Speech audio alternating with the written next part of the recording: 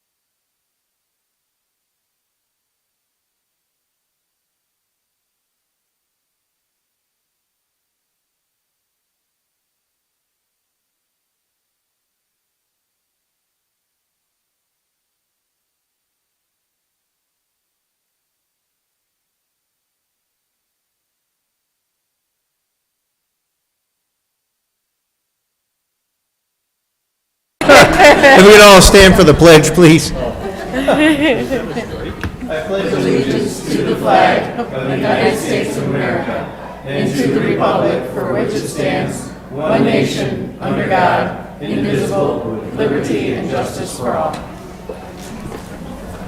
All right, everybody, thank you. Thank you, Sonny. Looking for a roll call. You got it.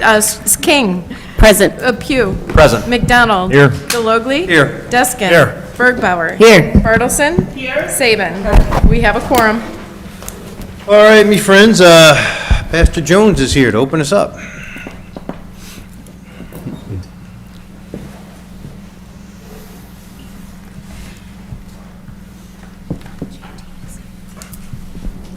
Please pray with me. Mighty Father, first, we want to say thank you. Thank you for all the protection. Thank you for all your love. Thank you for surrounding our city, Father God, and keeping us. And we ask you to direct this meeting, Father God. Lead and guide us. In the name of Jesus, amen. Amen. Thank you. All right, friends, any liaison reports tonight? Go ahead. I was just going to say, just a reminder to continue, excuse me, sorry. Just a reminder to continue sending in your pictures of your homes decorated for the holidays. We're looking forward to recognizing you in January sometime in one of the meetings. So please continue your applications and pictures. Thank you. Anybody else? Yeah, I'll go.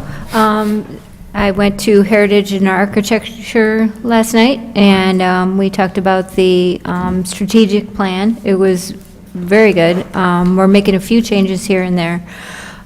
It was a big project. It took from 6 until 9, and we still didn't get through all of it. Basically, I would say it has a couple components, well, actually quite a few. But one of the things that I was interested in personally was the fact that each business owner would be given kind of, and correct me please, Lance, if I get this screwed up. Each business owner is kind of given like a kind of a recommended, not required, a recommended things that they could do to get it to fall in line with the downtown streetscape, and they have kind of a plan in place. I thought that was a good idea, and we took each and every building for that. Also, we kind of divided them in sections and what we would like to have see there and what should be done there. Did you want to add to that? Yeah, I mean, the plan is, if anybody has ever seen the 1978 Historic Preservation Plan, this is an update to that. A couple things have changed over the last 46 years, and so we felt it was a good time to update that plan. There was a lot of good information in the 78 plan. A lot of it has been continued on to the current plan, but we felt it was time to update all of that with the new information, new developments that have happened, the new 923 building that's going to be in place, a lot of the renovations that have happened over the last 10, 12 years. Those are really important things for us to characterize. There were a number of recommendations in the former plan related to urban design components of the downtown that we have accomplished some, like the streetscape, and we've accomplished some other things that we wanted to modify and update and represent some other things that might be on our agenda. And with an eye towards looking at next year's downtown master planning process to figure out a great way to tie the historic preservation plan in with the downtown plan so that those two pieces can read seamlessly. So we have one that's really focused on the historical pieces of downtown, and the other one that is focused on a much broader discussion about how big is downtown, how do we redesign the canal, or, you know, any of those kinds of questions that become a part of that. The item that Alderwoman Bergbauer was referring to is we selected 15 buildings downtown that have not done anything to their facade in 10, 15, 20, 30, even 40 years.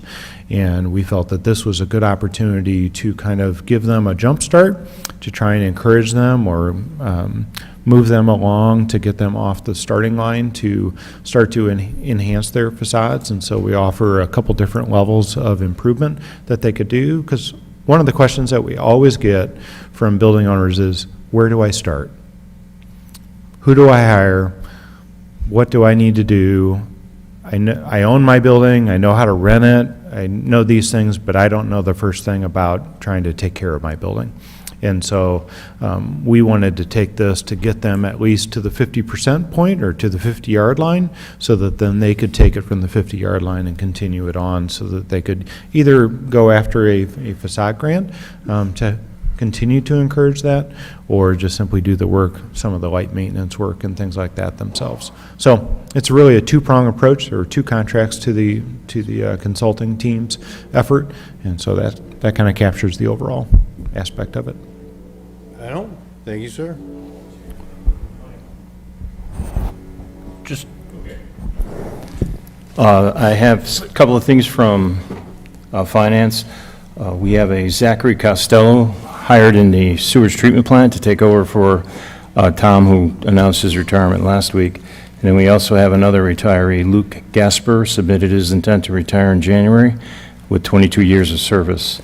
On the finance front, the year is coming to an end, and Lisa reports that everything looks good according to budget. There's some surplus in the general fund, but after the end of the year, she'll go through and realign the numbers, so it shows up in the end of your report. So that's all I got. I don't. All right, we all caught up? All right, very good. Well, thank you, everybody. And so, is the cheer team here? Are you guys gonna run in here and do a cheer? Like, I'm waiting for a show, because, yeah.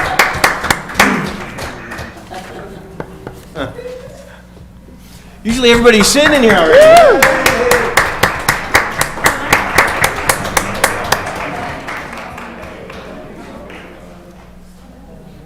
Is Coach here? Come on up, Coach. Can you come on up and help me with this? Come on, girls. Come on, stand up here. Smile, ladies. This is Junior. Mercy. So, Steve. Steve, nice to meet you. Nicole. Hi, Nicole. Nicole, tell us everything. Tell us about the championship. Oh, well, we are super excited. We got first place in regionals and our Midwest Conference. And we have 17 girls on our team. Not all of them are here. Some of them are sick, but we are very proud of them. They work so hard together. And yeah, we're super excited. Can you guys do at least one cheer for us? Is there anything? Tongue-tied. I can never get them to do a cheer. Nobody. Let's do it. Victoria, do you want to start? Yeah. Okay, ready?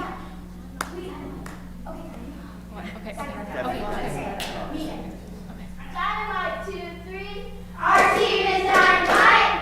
Our team is dynamite. Our team is tick, tick, tick, tick. Boom, dynamite. Boom, dynamite. Our team is dynamite.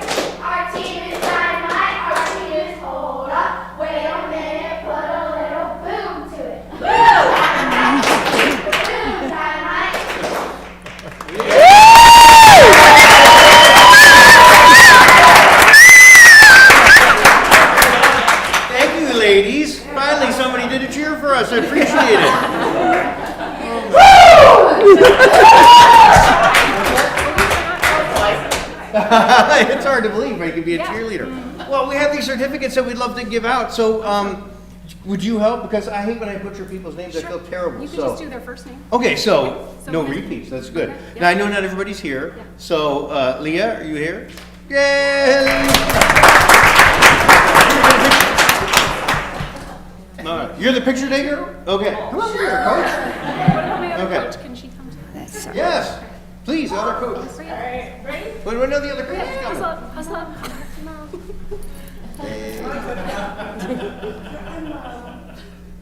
All right, thank you.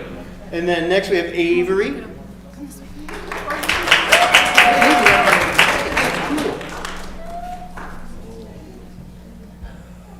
Good job, Bob. Thank you. Next we have Bailey. Bailey. Oh, look at you, Bailey. Jeez.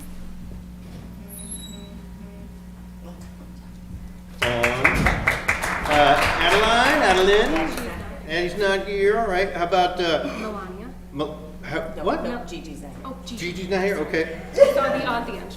That's a lot of letters Yeah, for Gigi, yeah. so, all right. How about Emily? Emily around? Yep, Emily R. Emily. M. Come on. M. Yep. M, There's two M's. like James Bond, M?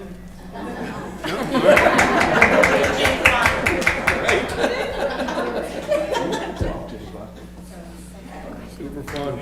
All right, this is Melania. Melania, okay.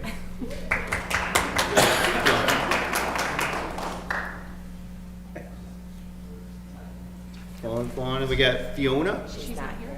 All right, how about, oh, there's Yep, Emily. Emily's, come on down.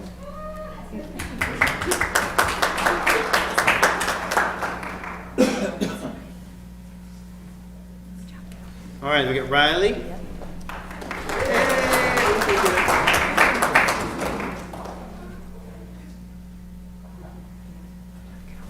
Hannah.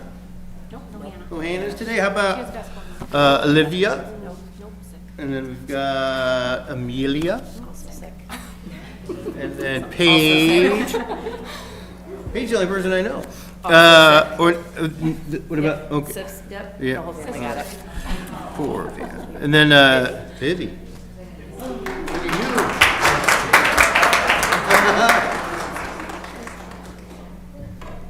Look at Oh, of course. I know her. you. You got a video. What about Victoria? All right.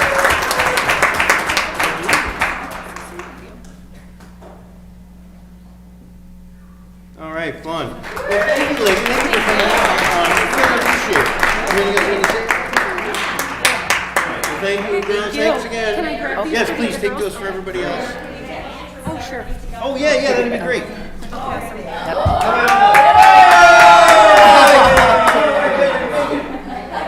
Certificates are fun, but hats are best. Here comes Lance. You gotta hang it all.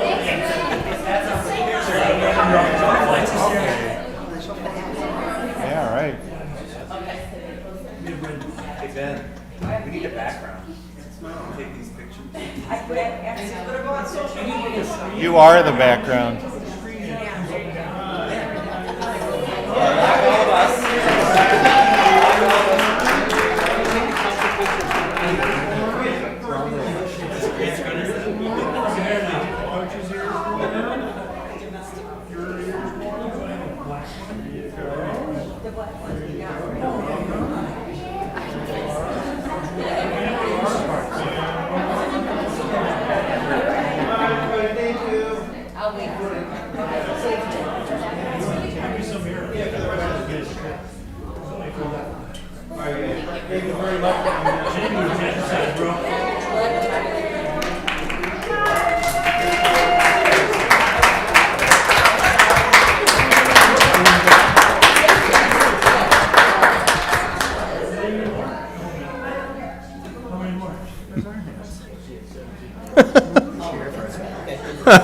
Yeah, Jared will do a cheer for that. Quick, somebody get a respirator for the administrator.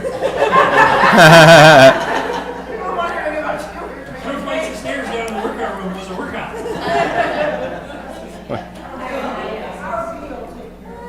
The other thing I did, with a hat on my The other item I was going to mention under administration report is just a little housekeeping that we will not have a council meeting on January 1st, 2025. So don't show up because we ain't going to be here.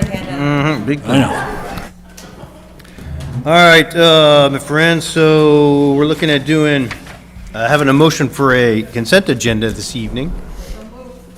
All right, with Joanna, Renee, all in favor? Aye. Okay, so tonight we're looking for approval for our regular city council meeting minutes from December 4th, our committee of the whole meeting minutes from December 4th, extension of our professional services agreement with SAQ Consulting, extension of a professional services agreement with Ty Ginsberg and Associates, amending and designating the designating ordinance of the city of Lockport in connection with the Des River Valley Enterprise Zone. We're looking for a payroll period ending December 8th, approval of bills through December 10th, the purchase of the 5 police vehicles not to exceed $210,000 from Bentonhausen, and then the release of a bond and initial acceptance of the site improvements excluding landscaping for the Silo Bend Phases 1 and 2. So we're looking for approval on that. Motion. Second. All right, Pat and JR, and then we'll do a roll call, please. Yes. Yes. Yes. Yes. Yes. Yes. Yes? Okay, next we're back with our concept plan for the 260-unit residential development known as Sadie Ridge. So we're looking for a motion for approval, and then we'll go to discussion. I'll make that motion. Second. Okay, so Darren, and then it looks like toss up between, okay, Susan, okay. All right, so what's our update? You wanna? Sure. So MI Homes is here in the audience tonight to handle a couple of the slides in our show tonight. As you all know, they are seeking feedback from the council prior to advancing on into final development plans. Just as a reminder, Steeplechase Site 2, which is in the blue box at the bottom of the screen, was originally part of the Steeplechase development that was proposed by McNaughton back in the mid-2000s. And also, as discussed at the meeting, the zoning for the site currently has R1, R3, or R2 and R3, but absent a active adult senior living facility or community, it would revert back to R1. Given that, and all the comments that came back from the council at the last meeting, as well as the general public and our residents, MI Homes has submitted the plan that you see on your screen. The updates really involved main 5 sections: removal of all the small lot home sites that were in the original plan, replacement of the small lots with additional 75-foot wide lots, which are the 9,000 square foot, and inclusion of 60-foot wide lots, which are 7,800. Although when you average those out, which is how we base our minimum size on our bulk regulations, they all equal 9,000 or just above 9,000. So they do meet our minimum lot size standards for R1. They maintain the townhomes in roughly the same areas they had them before. The count did increase by 14, from 114 to 128. The park site shifted to the west, and there was a reduction in the total home count from 278 to 260. And the density went from 3.56 to 3.33, which is within our city's comprehensive plan recommendation. This is the motion that is for your consideration. It's basically the same standard motion that we have for all concept plans related to our reviews are just general only and intended to be reviewed at a conceptual plan level, that the annexation agreement will need to be amended and portions of the property will need to be rezoned with a new layout. A special use for a planned development will be needed at the time of subdivision plat and development plan, and that the approval is valid for 1 year. With that, I'm going to turn it over to Caitlin Chuck with MI, representing MI, to run through a couple of their slides. Thank you, Lance. Good evening. My name is Caitlin Chuck with the law firm Rosanova and Whitaker here on behalf of MI Homes. With me this evening is Greg Collins of MI. We are both happy to answer any questions that you have. So I don't want to be too redundant because Lance gave a great overview. So I'll just quickly discuss what has changed and the evolution of the project site plan. We were first before the PZC on October 8th. On the far left of this slide, you'll see that the plan that was presented to the Plan Commission, that plan consisted of a total of 318 homes comprised of 3 different home products. So we had the 43-foot wide lots, that's MI's newer small lot single-family line. We had 75-foot wide lots, which is MI's traditional single-family line, and then 2-story rear-loaded townhomes. This plan also included a 2.5-acre park site. Oh, sorry. MI then revised the site plan following the conversation at PZC. That revised plan was presented to the Committee of the Whole on November 6th. That plan is shown here in the middle of your screen. The townhomes in the northwest corner of the site were removed and replaced with a mix of the traditional single-family homes and the smaller lot single-family lines. These revisions resulted in a reduction of 33 units for a total of 285 homes. The same 3 series of products were presented at that meeting. Following the constructive discussion at the Committee of the Whole, MI went back to the drawing board in order to address concerns that were raised by the residents and this council. The revised plan is now on the far right side of this slide, and it represents a total reduction of 58 units for a total of 260 homes. The smaller lot, single-family series has been completely removed from the plan. This plan consists of 132 traditional single-family lots and 128 of MI's front-loaded townhome series to better accommodate the site plan. In addition, the park site increased to 3.2 acres. So as you can see here, all of the orange or the small lots on the plan have been removed. The reduction of 58 units from where we started now yields a density of 3.3 units per acre, which, as Lance mentioned, is in line with the comprehensive plan. The vast majority of the site will be comprised of MI's traditional single-family homes, in line with the conversation that was had at Committee of the Whole. The southwest corner of the site, proximate to the interchange, will be reserved for MI's Charleston townhome product.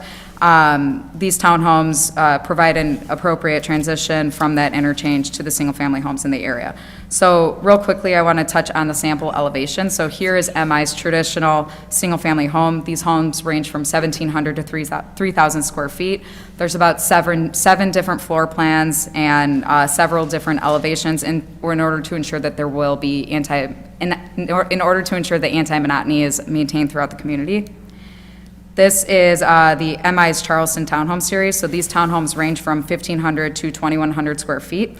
In comparison to the Lincoln Square Series, which was presented with the original plan, though the Lincoln Square Series is generally smaller, these are larger townhomes. So we feel that the Charleston Series is more aligned with the city's goals and objectives for this site based upon the conversations that were had at Committee of the Whole. To recap the site plan changes again, here's a breakdown of the unit count from where we started to where we are today. So from PZC to Committee of the Whole, the small lot and large lot single-family units increased in order to account for the significant reduction of townhomes, especially where those townhomes were located in the northwest portion of the property adjacent to Cedar Ridge. Today, the small lot single-family option has been completely eliminated from the plan, as we mentioned. We're now proposing 132 traditional single-family lots and 128 larger unit townhomes for a total of 260 units. So that, again, is reduced from 318 units. All of this to say, we heard the residents, we heard the Plan Commission comments, and of course, members of this council over the past couple of months. And to that end, MI has worked very hard in order to try to address those comments, questions, and concerns that were raised at the prior meetings. The evolution of the plan, we feel, really illustrates how far we've come since this was first discussed in October.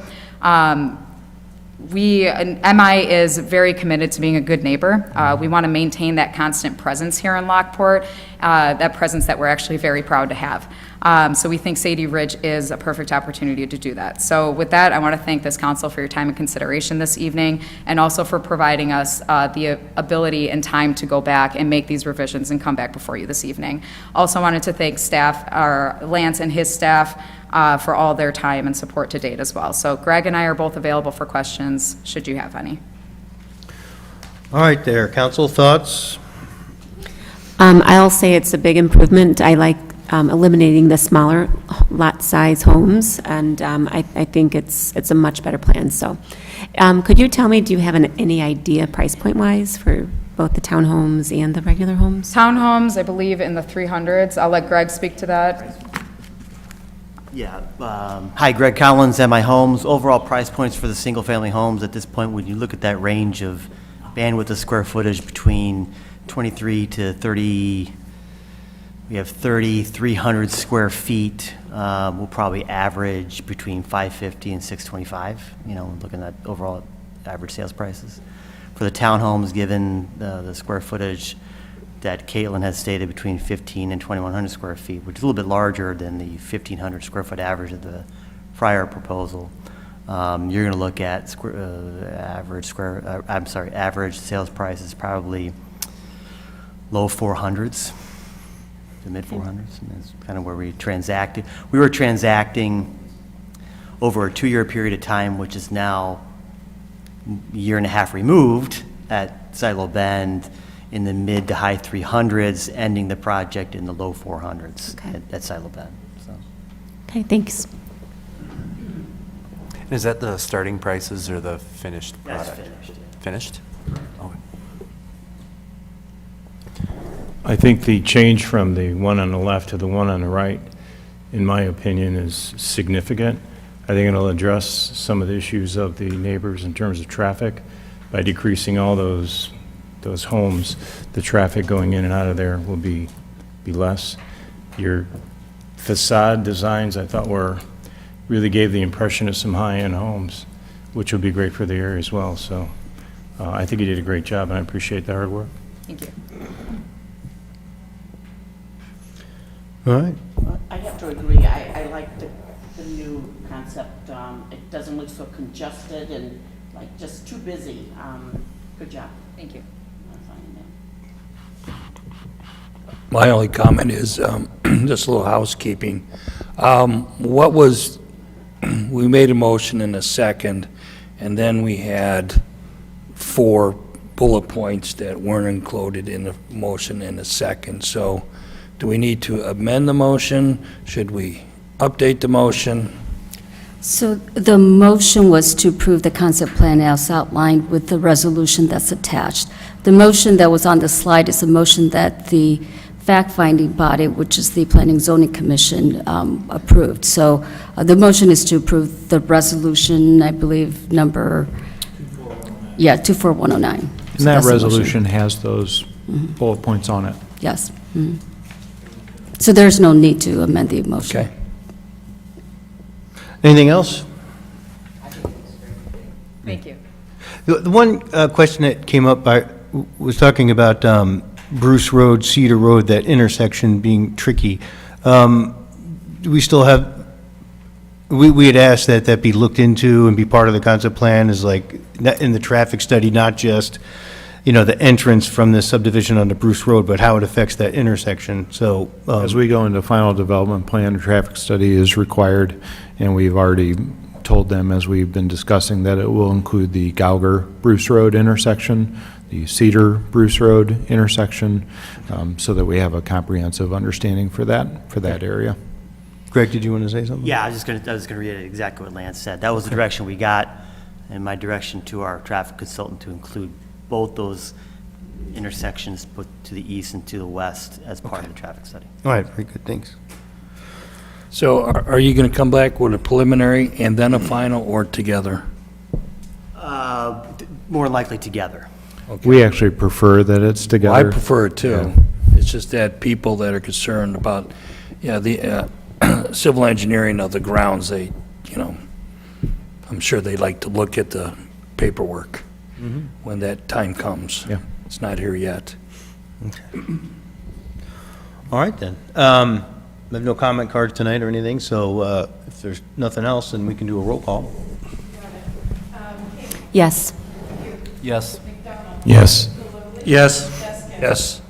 Yes. Yes? Thank you. And when do you guys expect to be back with your next phase on this?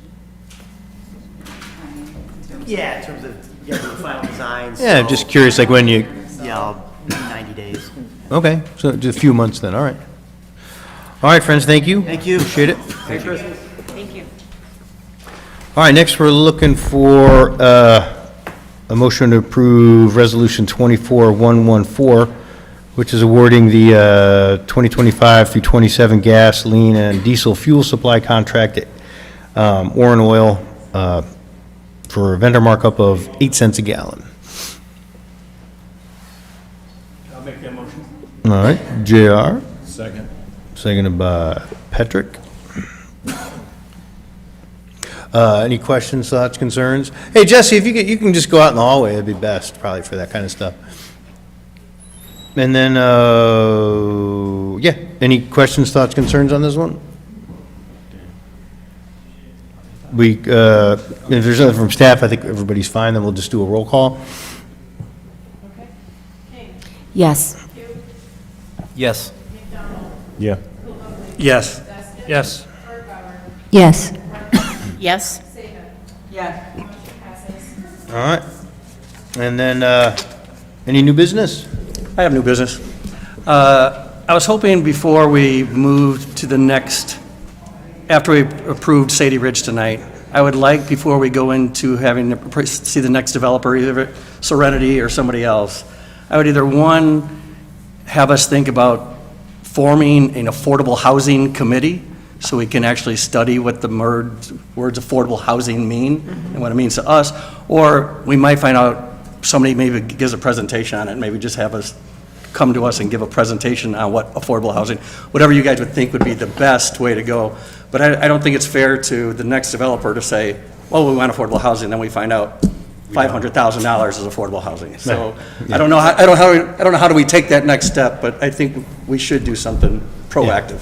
I think it's a great idea. Thank you, JR, for bringing it up. I mean, I know this has been a discussion underneath that we've had, individually and talking about it, and brought it up with Lance, and he's given me sometimes what that means and the struggles. But I think putting a couple council members on it, working with you, and then we can actually do a whole presentation to bring that up would be great. I'm guessing it's a committee that, would you like to be part of, Christina? Absolutely. Okay. Absolutely. And then maybe you two real estate agents can fire it off, or? Just one real estate agent. Yeah, well, I mean, like, duke it out, so you guys can arm wrestle the win on that. Just a reminder that if it's more than two, we have to post. I know, so that's the one thing, that's what I was thinking, one of these, but it sounds like somebody could do wants to be that. involved over here. You could have a mini conference, you just have to post. All you gotta do is post it, it's Post it. okay. It would be a 48 working hours. group. Susan, if you want to be part of it. Yeah, and I'd love to. Then, if it's more than four, We'll do a that's special okay. meeting. Yeah, it'd be It's not great. going to take that long either. No, it's just a matter of having it, but all we have to do is post it, and then you guys can have a full. Good idea Yeah. to get the perspective of a real estate agent, how they perceive what affordable housing is. Yeah, I just said one. And what the general. He can't handle two of you. Well, looks like we're having a special meeting. No matter what. Yeah. Since we're missing a meeting in January, you can have another meeting in Oh, January. yeah, there you go. Hey, you guys are January 1st. Just not the first, yeah. No, the housing market is crazy. I don't want to name the builder, but there's another builder in town that just sold a home for $800,000. So, I mean, the market is going crazy, yeah. Yeah, all right. All right, but thank you, Jared, I think it's a great idea. Okay. Well, then, you guys get together and kibitz with Lance and figure out when you want to meet and all that kind of stuff, so. All right, very good, thank you. All right, so if nothing else, then we're looking for a motion to adjourn city council. Second. All right, Renee and JR, all in favor of adjournment? Aye. Okay. And whenever you're ready, Kathy.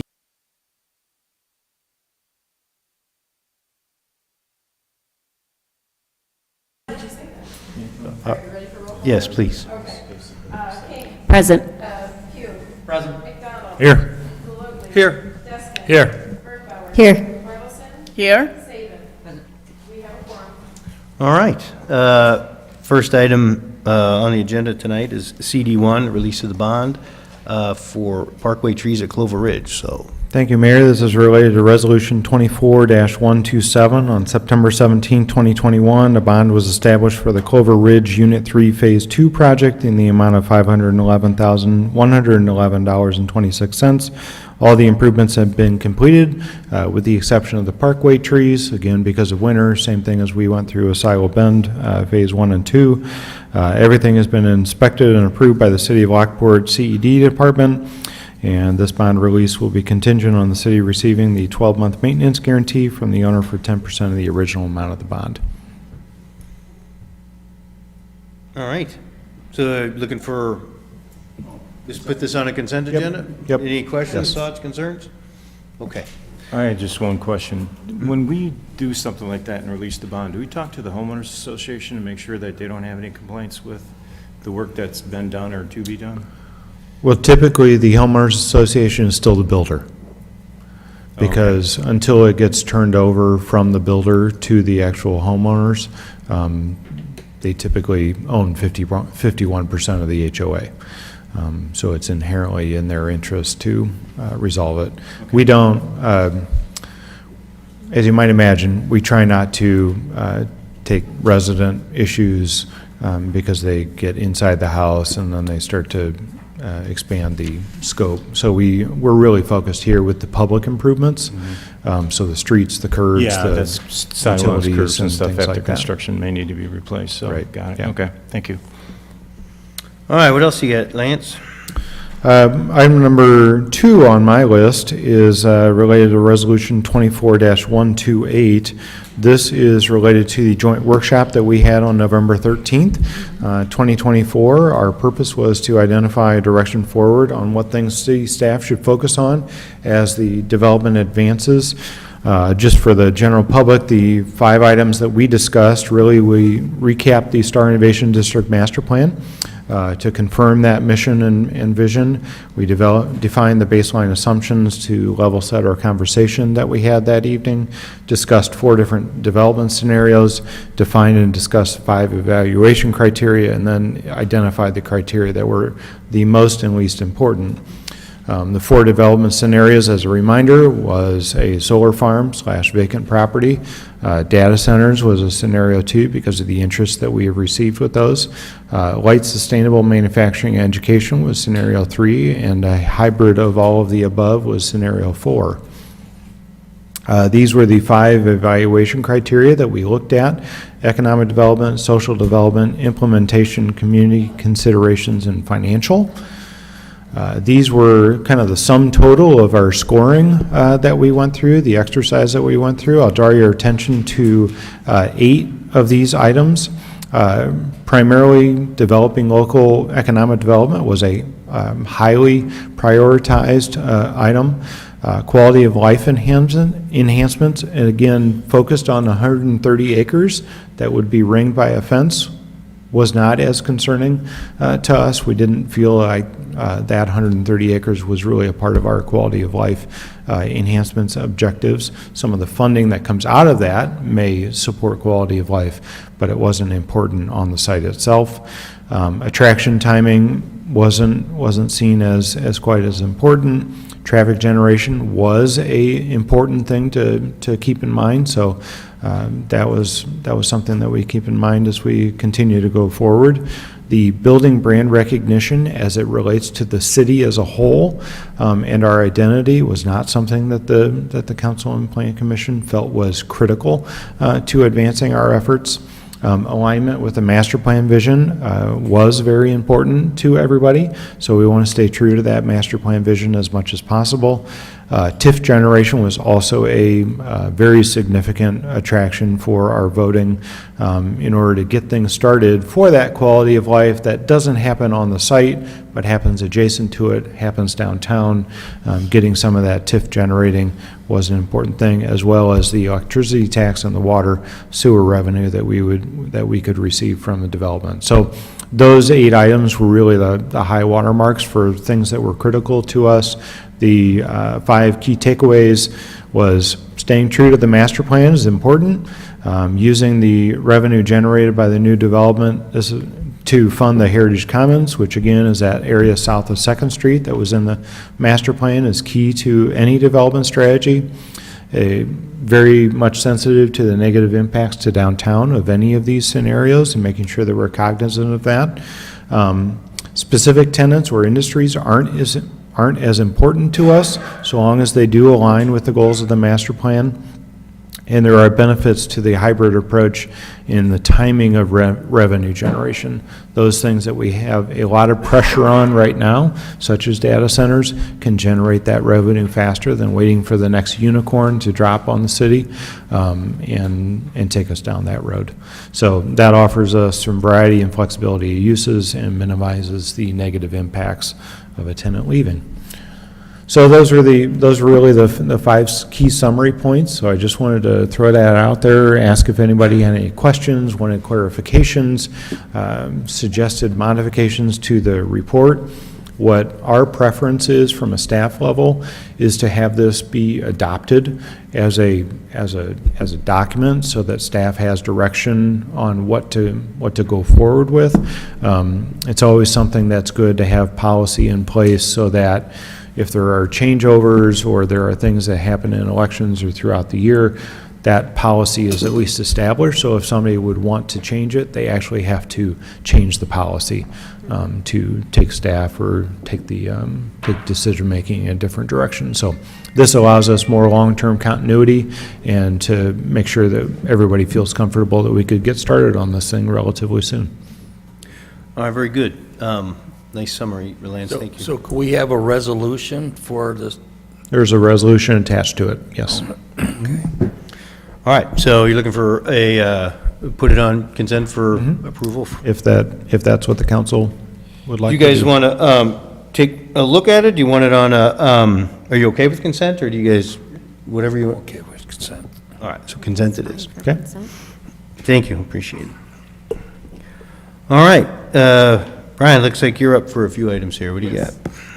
The first one would be for approval for resolution number 24-121, authorizing the purchase of a 2025 Ford F-750 Super Cab for the engineering department, or for the Public Works Engineering Department, for the total cost not to exceed $234,739,000. This truck is for replacement of our current truck 706 in our water department. It's our crane truck.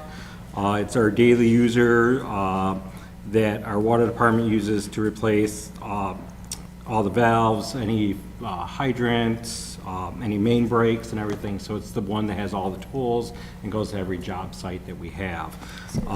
The current one that we have was bought in 2013. It was an F-550. That truck itself is a little undersized, the chassis.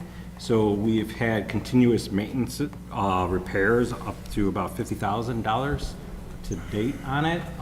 So what we're doing is actually replacing that one as part of our thing after 12 years of service. And about, I think it's got 78,000, just over 78,000 miles on it, so. So when you say it's got the tools, you're talking about, because the first thing you see is $230,000 for a truck, right? Like, wow. So this has the tool side. What they'll come is it has all the body, the unistrut body, that basically will have all the compartments that will house all our tools. Mhm. So all the wrenches, all the parts and fittings that are needed for the water main breaks. This also does have the heavy crane on it that will allow us to lift the manholes and all that without having to bring out a backhoe or something else, equipment while we're in the field. Okay. I just wanted to kind of explain, because it wasn't like for public reasons. It's like, I think it's good to have it out there. It sounds like $230,000 for a truck. Yeah, so. Hey, Brian, I got a question. The lift stations that we're putting in, the motors in the lift station are pretty large. Would this crane be able to pull it out of the hole? Those do not. We have a different crane truck for that, a larger one. This one does manhole lids, rims, frames. We'll do barrel sections. It also it can hoist down pipe, section of the pipe for the guys, or if we need it like a fire hydrant and stuff like that. All right, cool. All right, thanks. All right, very good, thank you. All right, are you guys okay with consent on this? All right. PW2, what else you got? The next one is for resolution number 24-123. This is authorizing the purchase of a forklift for a wastewater treatment, for a wastewater division at our wastewater treatment plant at Division in the amount not to exceed $32,755. This purchase will allow the city to, the fork truck will be allowed to switch to a chemical polymer feeder, and instead of using current bags, we're able to use 250,000 or 250 gallon totes. So we're going to be able to save by buying the mass amount. So instead of having to basically bring them down in small gallon barrels, we're actually able to now hoist down and carry into the larger totes and stuff. So it's going to save us money on their time and staff. All right. Everybody good with consent? All right, PW3. This one is for resolution number 24-126, authorizing the purchase of a sign truck for the street department for a total not to exceed $85,000. Public Works, basically we're requesting the purchase, or the right to, I guess, to purchase for our street department, the sign truck. Basically, the sign truck is gonna be going to government auction, and another municipality is about to sell it, and what we want to do is have the right to be able to auction and be able to try to purchase a used truck from this. It's all outrigged, and the use of the sign truck is actually, we currently use our bucket trucks in conjunction to do our sign replacements, so stop signs, regulatory signs. So what we're doing is we're having to use crews to take them away from doing banners and other things to use that, or our arborist truck to do those sign replacements. This will allow us to have equipment so we can actually split the crews. Tree crews can still work while we have a sign truck that is dedicated with all the materials and the sign equipment that's needed to just replace signs, so. All right, any questions? I just assume then if it goes over 85,000, we're not buying it, since it's a bid at an auction. Yes. So what happens to the vehicles that are no longer in service? What happens to them? Do you sell them? How does that work? Surplus. Yeah, they go in surplus. There has to be a resolution to deem that property as not useful to the city and best interest to auction off. And sometimes it's auctioned off either at a public auction, and we notify the public, or other ways, like sometimes I think we'll donate it for someone's training. So, but if there are any personal properties, including trucks or vehicles, the city council would have to approve it as a surplus property. All right, you guys, good consent? All right, and then lastly, PW4. Yes, this is for approval of the MFT funds in the amount of $456,000, and resolution number 24-125 for the maintenance of streets and highways by municipal under the Illinois Highway Code. This is basically just appropriating our funds for MFT to allow us to go ahead and purchase salt. We were purchasing an allotment of 200,000 tons this year. We actually downgraded from last year's amount. We still have, our bins are completely full. So our two sheds are, we need a little bit more snow, I guess, to get through them. So we are down, so we will be purchasing only about 2,000, which is about a third of what we did in the past. And then we're also gonna be, with this, we're gonna be working on it was for pavement marking and our pavement patching. So 75,000 for pavement marking and 250,000 for pavement patching, just to maintain our streets and stuff, so. Okay. Any questions? Then we'll do a consent. All righty. So, this is everything, unless anybody's got last minute comment. If not, then we'll just look for a motion to adjourn. I'll make the motion. JR and Renee, all in favor? Aye. All right. I can't believe Pat didn't ask, how much MFT money do you bring in? Well, actually, that was one of the